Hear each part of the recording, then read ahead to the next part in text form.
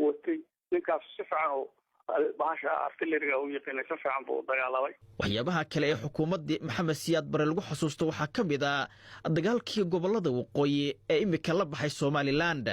dagaalkaasi waxa uu u dhaxeeyay dawladii kacaanka iyo jabhadii SNM ee ka soo horjeeday Ibrahim Abdullahi Hussein Dagaweyne waa taliyihii hogaaminayay ciidankii jabhadda SNM ee bishii May 1988 soo weeraray magaalada Hargeysa Mr. Dagaweyne ayaan weydiiyay waxa ku qasbay in hubka ay qaataan oo ay la dagaalamaan dawladii kacaanka waxa gaarsiiyay marka cadaalad darrada badato ee wada hadal la diido ee tala la diido ee la yidhaahdo anigu unbaa kaydu soconaysaa waxay taasi keenaysaa in gacanta la isula furo inna wax talaa haddii la qaadanayo may dhaceen waxaas waxa kuwi markii tala la diiday ee wada hadal la diiday ee wax ummaddu la diiday in laga wada hadlo محمد سياد ميل عدو ككادنا حسبي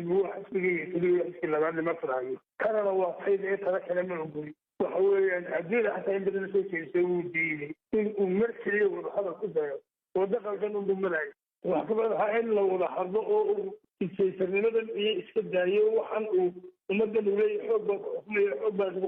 أنت عن ديني وما كده من بيت الساحة على جودة ديار ما حتى أدوينها وسوي شيء ودخل الله هذا اللي معرفة الورنية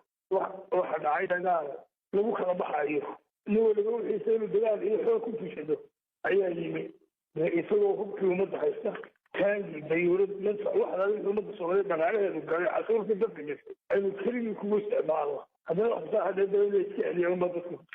دولة إلا يسكرها وفي الهوية دولة حاول بالله قال في الثلاثة إلا يستعلي dawladii kacaanka oo Soomaaliya ka talinaysay muddo 20 sano ah ayaa waxa ugu dambeyntii xukunka ka tuuray jabhado sanadii 1991